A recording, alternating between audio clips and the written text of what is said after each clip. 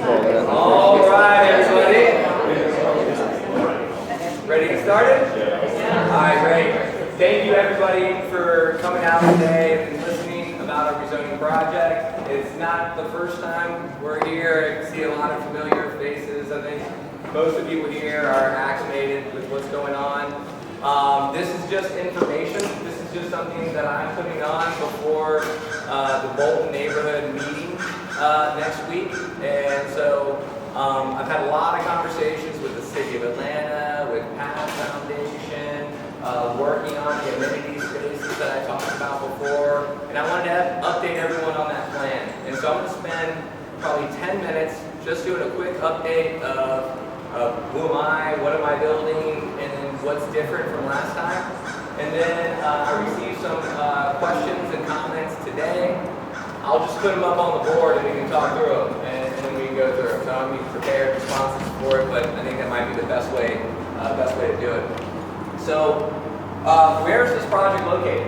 So this project is where I live, and it's right around the corner on Ladon, 1905 Ladon. So if you were to walk out of here in about 60 seconds, you'll be at the front door. It's 2.6 acres total. Here's the site. And we are proposing to build around 38 fee simple townhomes. The quality of the townhomes, they look a lot like what Providence Group did over here. You know, not flat roofs, but similar finishes, similar size, similar price point. So they'll be from the upper 500s to 600. So about the quality of what you see here, Westside Station, and Altus at the quarter. In order to do that, we would need a rezone from R4 to PDH. So last time that I came through, I also was requesting a land use change.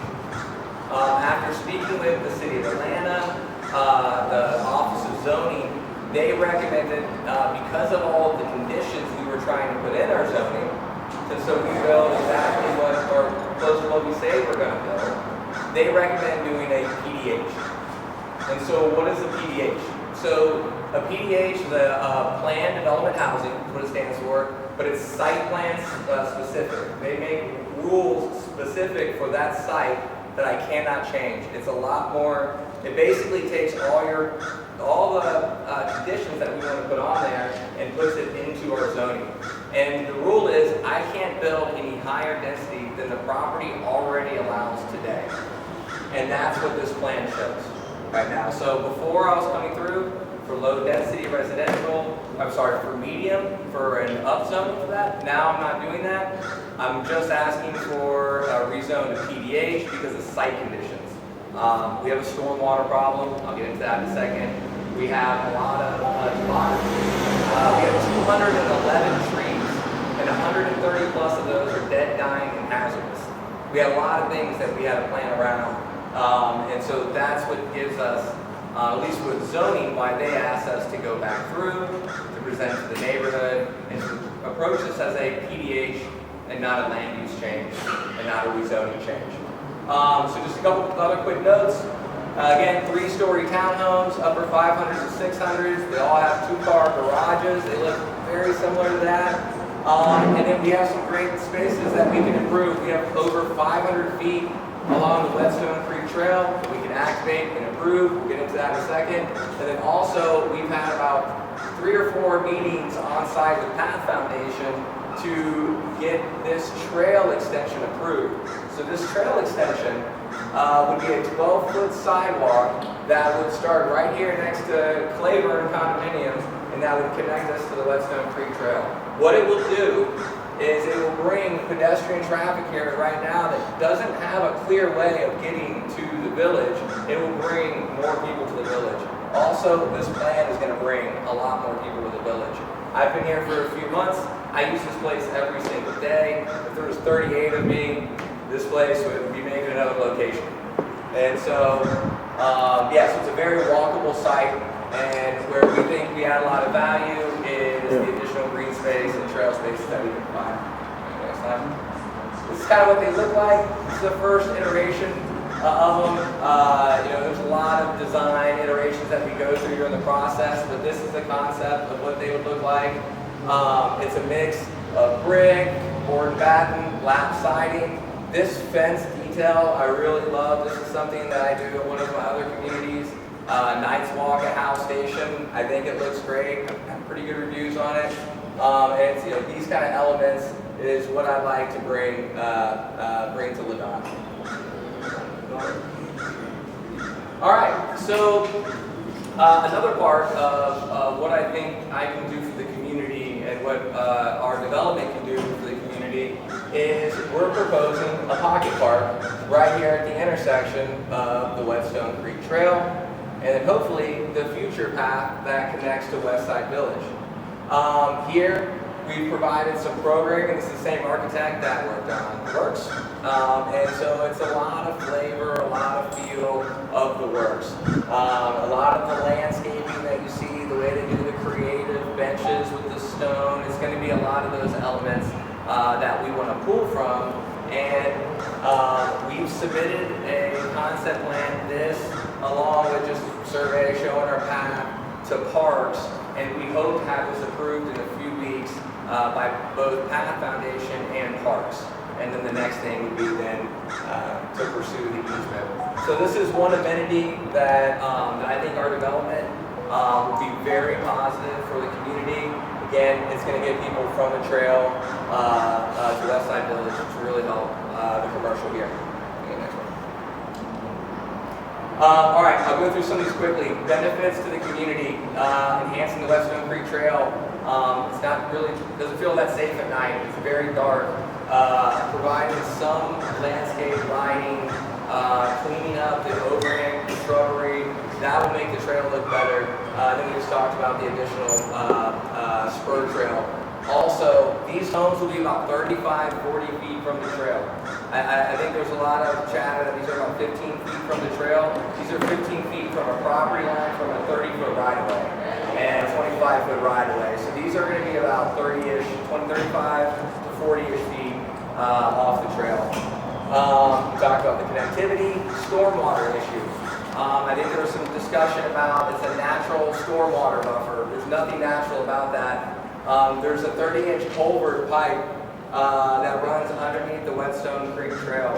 That's a rail bed, a man-made rail bed, and this pipe collapsed some time ago. We scoped the pipe, and at the very end, it's collapsed. It's not letting any water out, so the water seeps to other areas, and what's happened now, it's bellied out, and now it's spilling back into this property right here. Every time it rains, you get standing water, and you rebreathe mosquitoes, and it's why the map of, when I was door knocking over here and telling everyone about the project, I was getting destroyed by mosquitoes the entire time.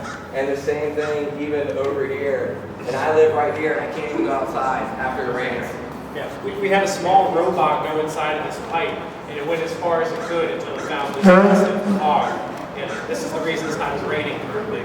Yeah, so I think someone wanted to see a stormwater analysis. Well, this is our analysis. We've been working with Watershed. We've walked it with Watershed, we walked it with Pat, and now we've got to expand our survey to incorporate both sides of the trail, to incorporate the culvert, and now they want us as part of our development to replace that 30-inch culvert, which means gutting the trail, replacing and aligning the 30-inch pipe, and then doing infiltration on our property to let the water out a little slower.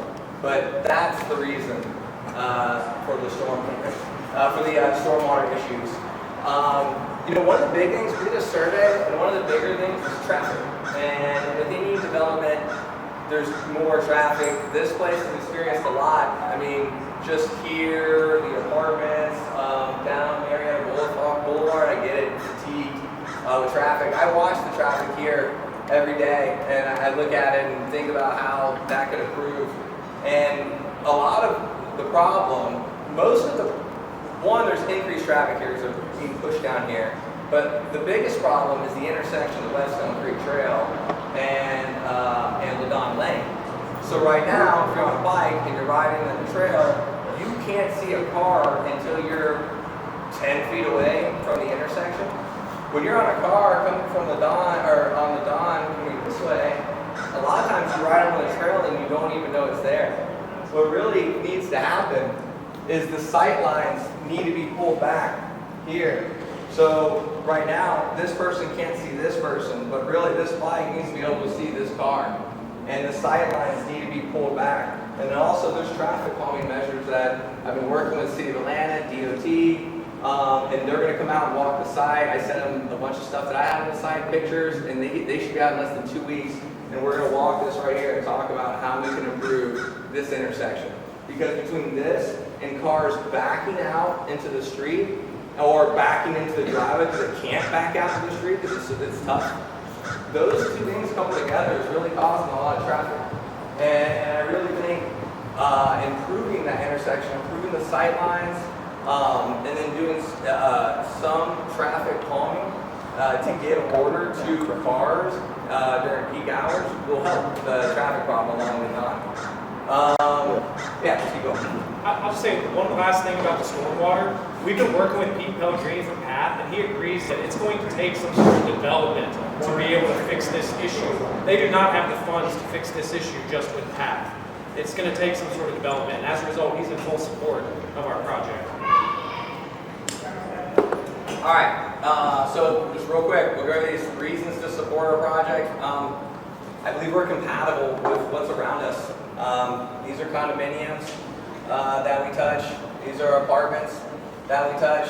I don't know if you're familiar with this, but this is Seelig, the biggest property owners in the city of Atlanta. They built the works. This is going to be the future works. Just might take a decade to get there. Then we have everything over here, the commercial over here, townhomes right here. It fits in with the high density. I get it, it's on the verge of single family to this side, but the connectivity that we have with all of these commercial nodes, with the path, the adjacencies of condos and apartments, it really fits right into the character. And again, we're not asking for a land use change. All we're asking for is a PDH zoning because of how difficult it is to develop our site, the topography, trees, other challenges. We're aligned with the planning goals. If you read the comprehensive development plans in the city of Atlanta, they constantly go over townhomes, light product being on transient areas where you can walk. And that's exactly what this is. You can walk to the grocery store, you can walk to all of this, you can walk to yoga. So we're positive impacts, we're enhancing the trail, we're enhancing safety, we're adding quality for-sale housing, which is good for long-term property values. Things that have been really good for this neighborhood, Westside Station, Altus at the corridor. Some of those recently built developments are going to help keep property values here high and stable for a long time. And this would be another one of those communities that will help property values. And then let's just talk about trees real quick. I know we briefly touched that, and I kind of want to go back and on the plan to look at it too. So we had an arborist come through. There's 210 trees. Over half of them are dead, dying, hazardous. So I mean, there's three that are leaning over the trail that the city's asked me to take down with no permit and do an emergency because it can kill somebody. There's three right over here leaning, and one's not even supported, just leaning on another tree, can easily roll off and fall at any time. We have a lot of those around my house too. And so, well, we have a lot of healthy trees too. And so we're taking the plan that we have, and I don't know if this is the best place to see it, but what's different is these roads are different here. So after looking at this plan and seeing where a lot of the healthy trees are, where we can create areas where we preserve trees, here was one of them. And then it made sense because it's a buffer to the single family homes still next to us, and these homes here. So I think it creates a nice buffer, and it just so happens we have some healthy trees over here that we're saving. And so we have a tree preservation area here. Same thing here, same thing along here as well. Now, 100 and something trees already need to come down, at least 100 left. Some more would have to come down to build these townhomes. But we're committed to really plant these passive areas that we've created. And then also, if we have the right of way to work with as well, we have a lot of space to replant plants. And because of tree recompense, and tree recompense is so expensive, it's in our advantage to plant a tree for every one that we take down to try to offset the fees from the city. Yeah. Okay, I said a lot. We could open this up for Q&A, or we could let this kind of drive the agenda of Q&A. I received this a few hours ago, and I think this is questions that were on a local Facebook. And so, maybe it's good, that people maybe go through these. I'll go through these, and I'll open up the floor, unless anyone's got any questions yet. Okay, stay with me. Where did you say that little works out here? So they've owned that land for a while. Can you go back to the site? There you go, right there. Back. So they own all of this. So that's like where the paint store is? Yeah. Yeah. And then I think it cuts off around the cemetery. So it's like Amazon building that is like leasing for They own property for a long time. And they're the biggest property owners in Atlanta, Georgia, I think. And I've asked about it, but it's not ready to activate it yet. But they got a second phase of the works that they're doing right now. And so they're pretty full for that type of development in this corridor. But this is the next natural place to grow for them doing that type of development. So yeah, and so yeah, that's your question. Thank you. Anything else? Yeah, you're comparing this to these townhomes over here. I think it's worth pointing out that this is 19 homes. They have 7 points of ingress, egress, and they have, I just counted, like 17 extra parking spots. So I don't think that comparison is apt. I mean, they're townhomes that are about 2,000 square feet that are less than 1,000 feet for a property. Right, but all the points you can get to them, with your design, there's one way to get to these townhomes, right? Yeah. Yeah, that's my point. Yeah, and that's common. I mean, that's a common design that you see in Atlanta. It doesn't mean Right. that it's necessarily a traffic issue. Right, but they're a lot different from these. They are in the back of a parking lot. You are right on that. So they do have the advantage of that being on the mixed use advantage. Yeah. One thing that we're doing is we are increasing our guest parking by 25% instead of our last one. We still have that in our plan now. So as far as guest parking, that's one thing, but yeah, we only have 1 point of egress, but I don't know if it's a valid point. That means it's How much guest parking? in traffic. How much guest parking is there now? I'm sorry? How much guest parking now? 25% over the 0.2 spaces for requirement, so 2, 7, 8, I think 12 or 13. Okay. It's worth noting your delivery drivers, your Ubers, your Amazons, they're going to be able to pull into the community and then pull back out the right way. They're not going to have to park on Ladon to do their business. That's kind of similar to what I've been wondering the whole time since this came up is, have you considered designing so you have that inset on the, along the Don? Parking? Yeah, I mean, I think my big concern with this, I heard you earlier say, the biggest parking or traffic issue is the crossing there. I think on the Don, the biggest traffic issue I've experienced in my, over 10 years of living here is cars parking on the Don. Yeah. And it's a 2-lane road. If there's a car parked, it basically slows both lanes to a stop. Right. I notice here along the apartment complex that's up there, here along this development that's been built here, there's kind of that inset along the sidewalk so that cars can't park in the lanes. Is that something that is an option here with your? Definitely an option. Yeah, parallel parking on the front. Yeah. It would eliminate that concern entirely because you're not going to park. Yeah, it gives you some service parking stuff too, like when Uber shows up or Amazon. Or the landscaper's there for a couple Yeah. hours. Yeah, I mean, that's definitely something we could consider and work that into our plan. Any other questions before I hit the list of questions that came in? Go ahead. Are you going to allow rentals in the community? I can put a rental restriction if that was important to the neighborhood. Sorry, allow what? Rentals. Rentals. Rental restriction. And if that was important, I could put it in my bylaws and it would go on our zoning as well, that we would have a 10% rental cap, 25% rental cap. So, yeah, if that's super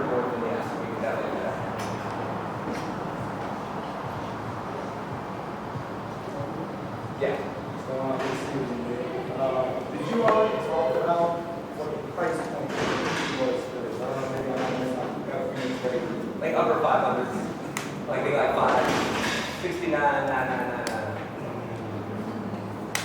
Is that saying pretty high? Or what do you, I'm just, and I That's hate a to great bring that, question. but I'm saying that simply because there's a fallacy of affordable housing versus what is actually attainable housing. Yeah. So I wanted to underscore that. Yeah, that's actually part of these notes. That's a good segue for this part. I'm just going to pull up some market research I was doing for another project around the corner, but it's got a lot of the same comps we can talk about. You just zoom in on the graph. Okay, so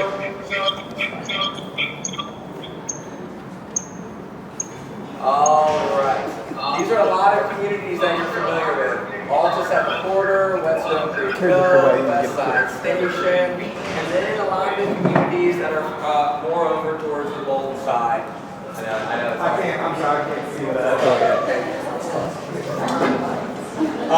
This is Altus. This is Altus at the Quarter, this is Whetstone Creek Cove, this is Westside Station Townhomes. These are some of the townhomes I think are more comparable to this project.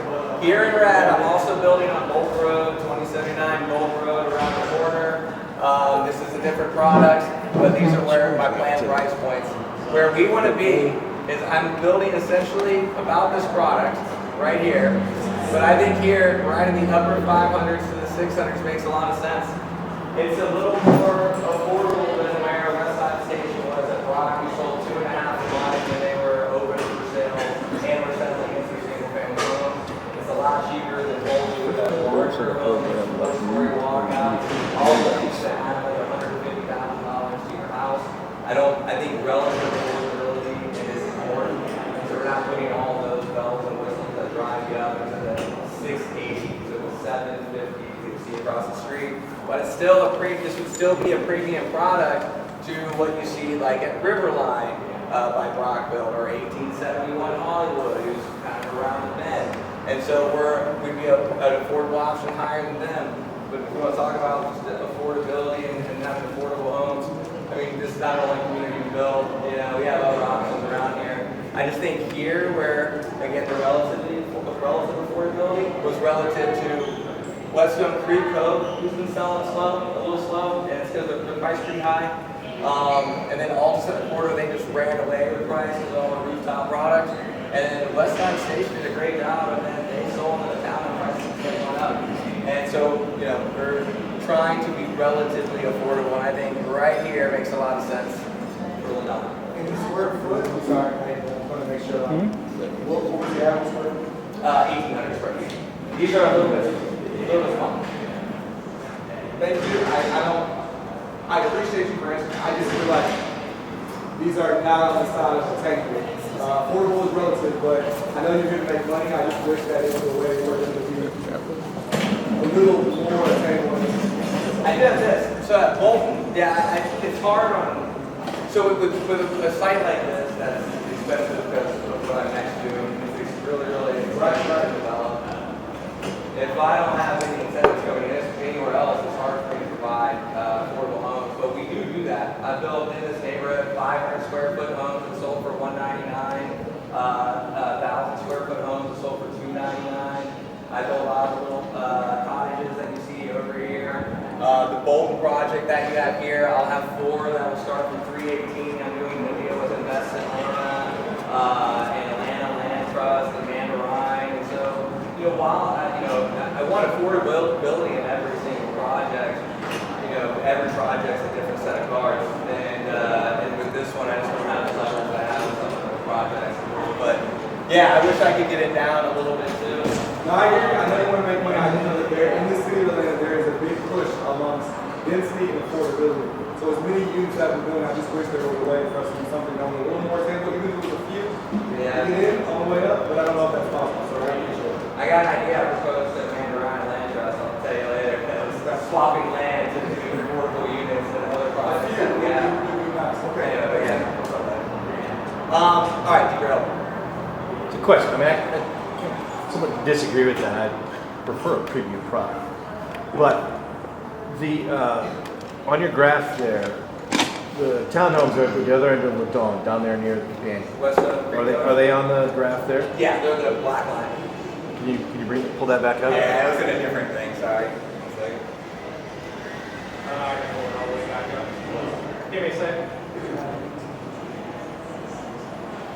What was the question about? So, they don't appear to be selling.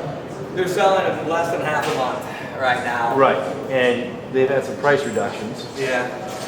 and you got a lot of apartments coming on the market over on this end, right here. So the question is, how confident are you being able to achieve the price point, selling point that you want, Yeah. and not have to start lowering the price? Yeah. And so, Whetstone Creek Trail. So while it's a very, very nice product, I mean, I really like the Townhomes. They're pretty large and they're finished at a very high level. Their finishes are higher than the finishes that you have here. You have a Westside station, you have some of those other communities. Also, their development costs were not cheap over there. You can see how the site was laid out. And so it pushed them to a price point where they couldn't sell more than half a month. But they're, I think, slightly overbuilt into the market. I think they're just slightly above the price points, and I don't think they necessarily have the location that some of these others have had, being a small enclave community. If you look around and you look at inventory levels of new homes around the country, around Atlanta, it's back to like 2019 levels, and inventory levels are still relatively low, especially for new homes. The fundamentals are still decent, even though selling out of less clip. And so communities around here, they're selling new homes 2 a month, 3 a month, Pulte, Stanley Martin, D.R. Horton, and all these communities around here, while existing homes aren't selling, new home builders do have more levers to pull. They don't have the same levers that D.R. Horton or Stanley Martin or some of the others pull. $500,000 homes are selling. The existing home market is having more challenges, and that's not going to work itself out until interest rates work itself out. If I deliver homes from the high fives to 600, that's a discount to resales at Westside, resales at Altus. I think even here, 1871, they're selling 2 a month today. If I'm right here, I should be up at this location. I'm very, very confident I can sell 1.5 to 2 a month is what it takes to be feasible. From your standpoint, you don't think that's too much inventory, let's say? No, inventory levels are 2019 levels right now. And that's why prices aren't really, you're not seeing prices move as much as you would think it'd move for a stagnant market. And so inventory is low. If you have interest rates go down, it's immediately going to get soaked up. A lot of builders haven't been getting permits. A lot of builders haven't been doing land disturbance permits. There's not a lot back there to fill that up. As soon as these get down to 6%, the inventory that you're feeling and kind of seeing, that's going to evaporate like that. And then we're going to be in a very low inventory market. And we just got to healthy levels, which is 2019 levels, I think 2 months ago. So I feel extremely confident at that price point in this location because I think this is a fantastic location. So, How much are the HOA fees? we'll get there. I don't know, it'd be probably all exteriors would be included, so everything you're building, roofs, close to 150 a month, 175-ish, something like that, maybe. Smaller community, maybe 200. We have a pool.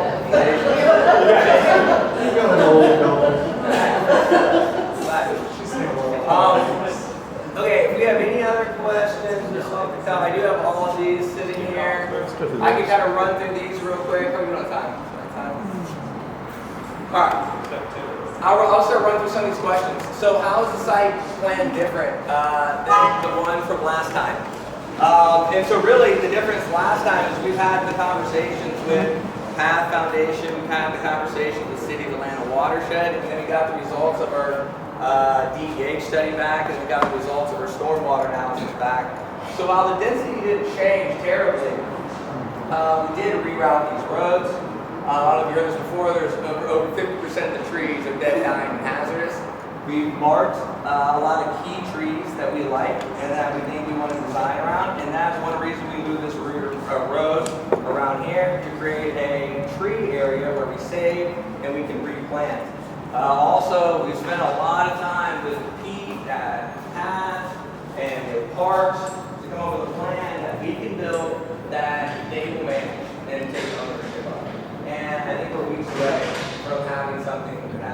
So while the plan doesn't look like it's changed terribly, we've done a lot of work with the amenity space, and then also with a lot of the trail connectivity and then fixing the stormwater as well. And those were conversations that took a while. There was a lot of meetings in engineering just to figure out that if that's clogged, then we have to rebuild that culvert and hold the water off our site. So it doesn't look like a lot's been done, but all of those conversations have now taken place in the last 2 months, and we have a path to actually get it done. Let's see. Oh, why you're not exploring Ann Street as an entrance to the development? That's like an act of God to try to go build that street out, and it's very, very expensive. It's very, very expensive to build a no-load road into a neighborhood, and when you're in a small neighborhood like that, the cost per lot goes through the roof, and it makes it not attainable. That's why small deals like that, you do little impacts, and then all of a sudden, it's not an attainable lot price anymore. So Ann Street for us, it wouldn't be attainable because of the development cost.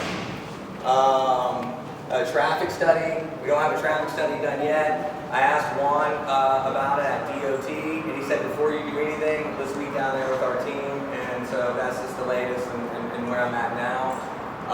But again, I hope that, I really think they're going to see the same thing that I've seen, is pulling back those sightlines, adding some pedestrian calming devices at the trail will be the trick to loosen that thoroughfare up a little bit. Stormwater analysis, we saw it on the TV. Setbacks for the plan. So with PDH, planned development housing, while you have to respect the total square footage of what you're building, it has to be the underlying zoning, which was R4, so we're still with that same square footage.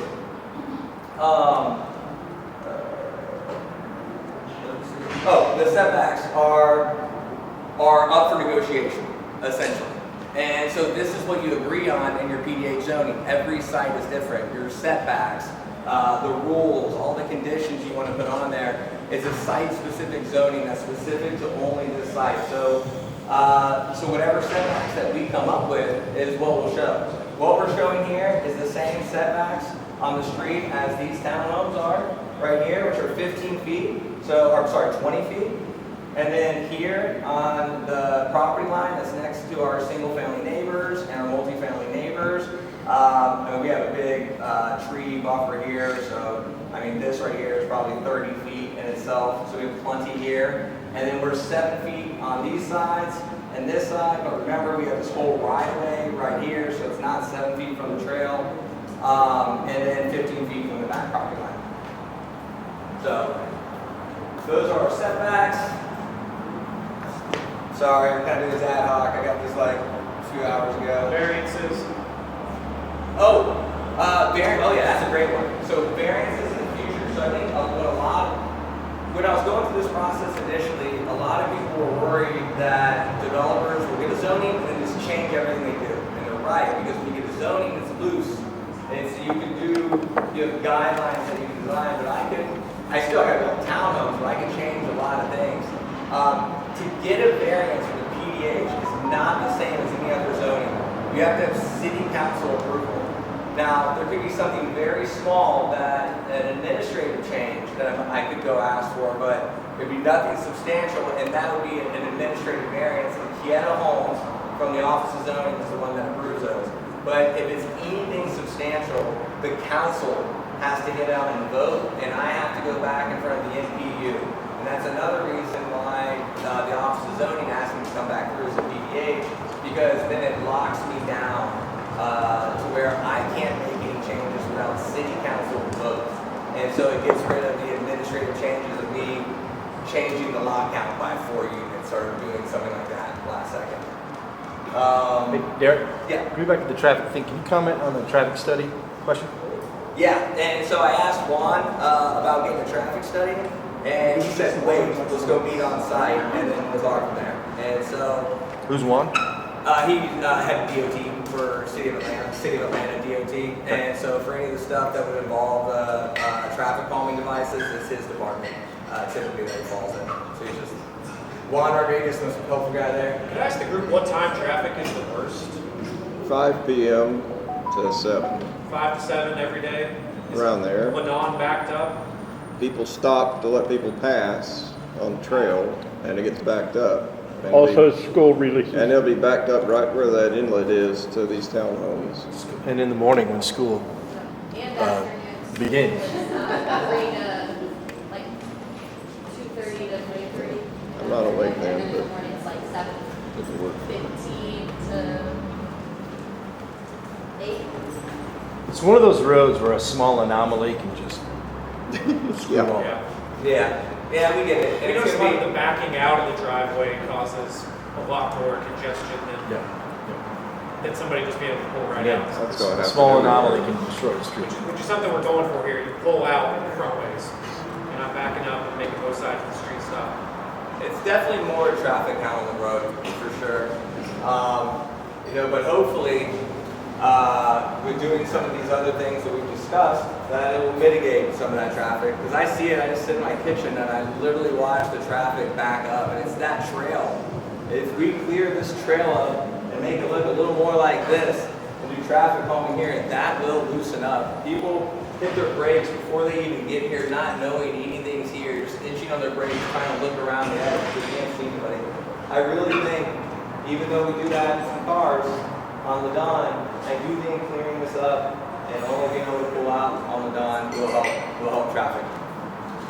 But yeah, it's definitely more cars. But and I also, while that's definitely a drawback, there's all the positives. Where do we go put housing like this that has that type of walkability? You can walk to the grocery store and you can use all these amenities here. If you're to go build single family homes, they're in the millions. They're million something dollars. And that's not what this market needs either. We're talking about affordability. I'm doing the best that I can to get these prices down, so I don't think that's what it needs either. I think you gotta weigh some of these things out where it's, yeah, there's a little increase in traffic, but there's a lot of great benefits that we could get from this, just getting people here to the commercial, getting more quality housing in the neighborhood. Fixing the stormwater, getting lights on the trail, Yeah. getting those wires that are along the trail cleaned up. So, you know what, I'm gonna respond to this. I'll respond Bolton's Facebook. I'll go on the next day or so and then give a written response. You'll have all of that as well. I think, what are we doing? Are we doing? Have we covered market viability enough?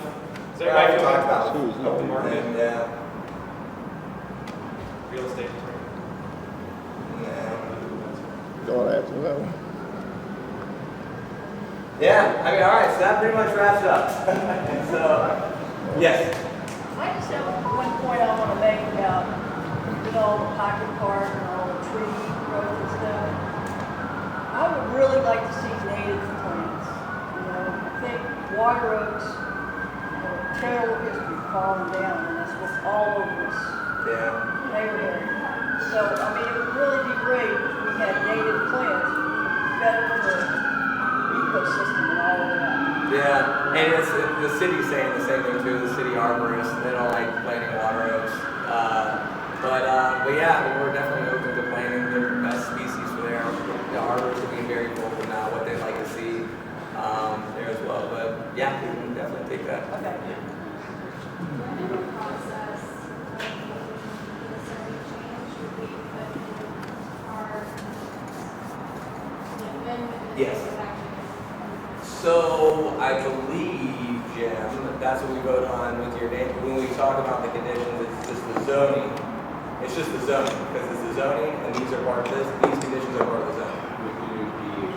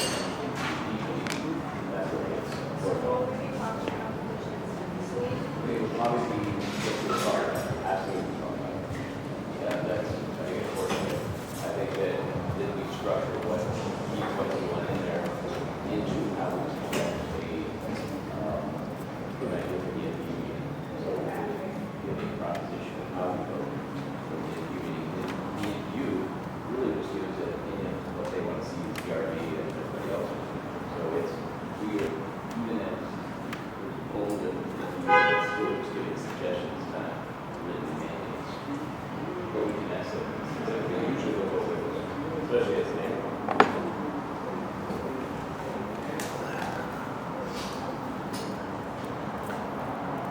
Answer your question. Okay. All right. Do we have any other feedback? Piece of feedback. I think it's called disconsideration of Annie as a second ingress and egress is a great concern to the neighborhood. So there's great concern about that single point of ingress and egress on the dog causing traffic issues. So I would strongly encourage you to reconsider that. We can look at it, but that's a very, very, very expensive thing for a I know, but 38 that's unit your neighborhood problem, to take on. not the neighborhood's. I've That's a big talked to concern of countless ours. neighbors who said that they would think differently about this if it was Ann Street.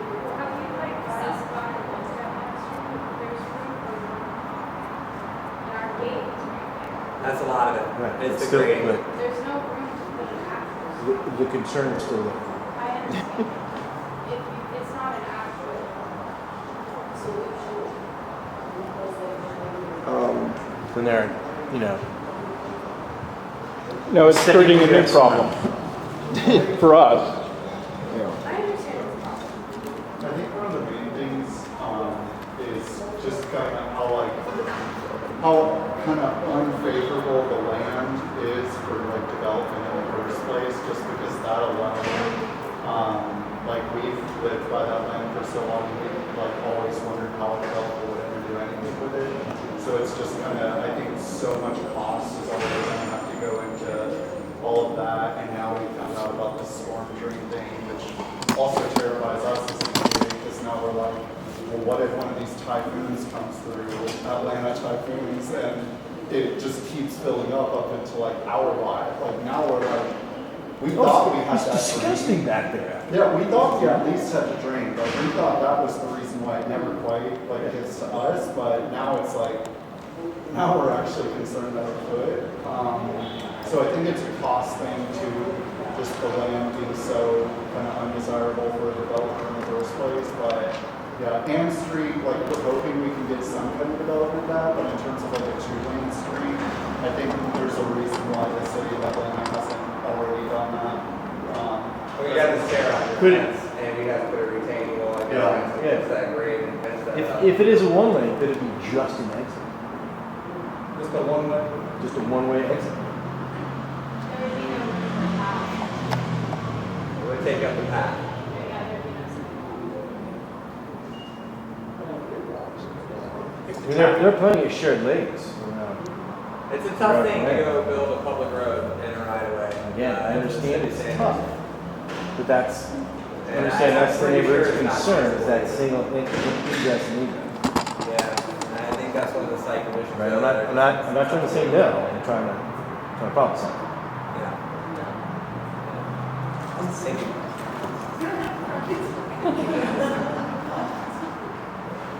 If the traffic study comes back and says that it'll have minimal effect on it, especially after opening up this area right here, would that ease your concerns? What kind of I numbers? mean, let's see it. Yeah. Sounds good. We'll have to see the traffic study.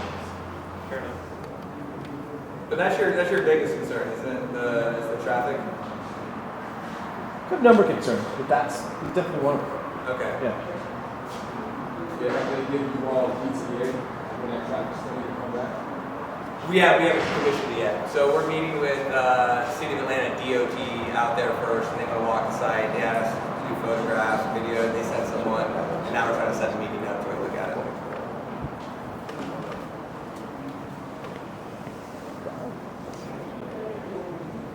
All right. Derek, I want to hear more about if you can share this possible land swap. I have a Man, you're gonna get in trouble saying this is my ideas out loud. I only say this because City of Atlanta has a housing crisis for homes under a certain square point. Yeah. Price. I don't want to be a hater. I want you to make your money. But at this particular square foot, at this price point, you have the density that sets the traffic on your own. To put in some kind of way on the pricing of what you're making in the density. You didn't lose any units. And like I said, I don't want to be on the no wagon, but I'm looking at, you still have 30 now, that's still right. 38, yeah. You've got the density to be able to afford it. So You're going to make some money, is all that I'm saying. And I think that you should heavily consider it because I don't live on this road, I live nearby. That road is always traffic. There's never a time that road is not traffic. This road right here would cost us $15,000 a lot just to go up by itself. We talk about affordable housing, I mean, just putting that in. I hear you. They're already not affordable to a perspective because affordability is a relative concept. What's affordable to you may not be affordable to her. What's affordable to her may not be affordable to them. And I don't think you should change your price point. In fact, maybe you look at the idea of fixing that lane and maybe making the prices of the homes more expensive. The only time like affordability's worked with us and stuff that we've done where we create natural affordability or we build product like this that we then could hit affordable price points is when the land is free. So when the land trust gave us, if the land trust, so for the cell tower lot that we talked about, they literally have to give me that land so I can sell that home for $318,000 and I make less money doing that as well. I think sometimes it takes a lot to make a home affordable. A lot of times it takes participation from a tax allocation district. I'm not proposing that you might, I'm just simply saying, if you're already in the 600s, if it means that the homes have to be a little more expensive to properly address the traffic counts, I think that it's worth it to everyone. That's all that I'm saying. We're already out of the ballpark of attainability for those who need that home price. So if we're on the other side of affordable, and not to say it's not affordable to me or affordable to her, but if it's going to be at a certain price point, what's another 50 grand on the unit if it's going to give the road and make everyone in the neighborhood happy? That road is, traffic is a problem. Yeah, but I'll look at it and I will. I really don't think it's feasible to build a road, an outlet road there, especially a 2-lane outlet road. I think if anything, it would be a fire lane. I get it. Fire lane. What? Yeah, I see that. I think It would have to be an entrance. Yeah, that's how you do it. I was under the walking. that's what That would make so. It's just a tough Yeah, that's what It would make we're no sense, because otherwise people are coming in cars, that's just a disaster. Actually, you're right. You But couldn't head on walking makes total sense. Yeah, That would open up actually everything depends on for how walking. That's what we want to do. It's affordable housing, I mean, bigger places with 2 units and very little. We want affordable housing. That's the only thing they were. No, And the apartments on the other side. I'm more so looking at the price per square foot than I necessarily the price. The pricing, I think is okay. I'm not so concerned about that. I'm just really out of concern on the price per square foot for tax on the back. On the other side, because I don't think the price is sticker shock. I'm just looking at what happened in terms of that price per square foot on the next assessment. I get the theory though, being at the price point that you're at. That's what I'm really driving. We'll definitely look at the feasibility of it, but I highly doubt it's going to be feasible. Consider, like I said, here's the Like, I'm hoping that increase valuation on the price per square foot, because like we, since I bought it, it's around 3 years ago, and that's not like, they have offered 250, so we've seen some serious downward pressure and so, yeah, there's that kind of valuation. I think that's another price. 2x, 3x, Yeah. Wait, that's a business. No, I think it was me.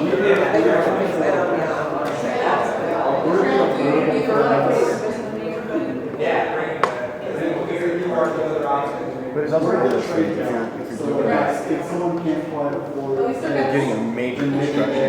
maybe they look at a. You guys are in the neighborhood. That much more on top of me. So like, we would be in the same price point, but maybe if someone can't afford it, then the market straight down. Yeah, so that's the point. So you saw the same spot? Yeah, that's fair. That's fair. I don't know. This is the back.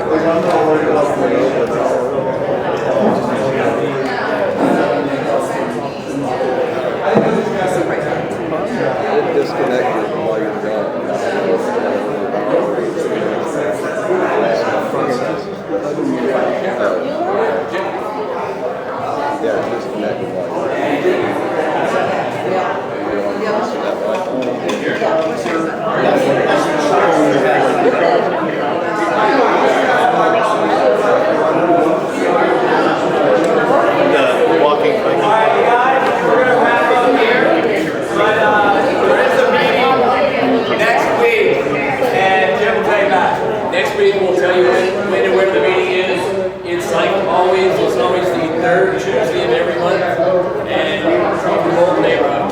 Julie and I will let you know where and when it is, but it's always third Tuesday of the month. So join us for one of our meetings this season. If you live here, you'll be a part of it.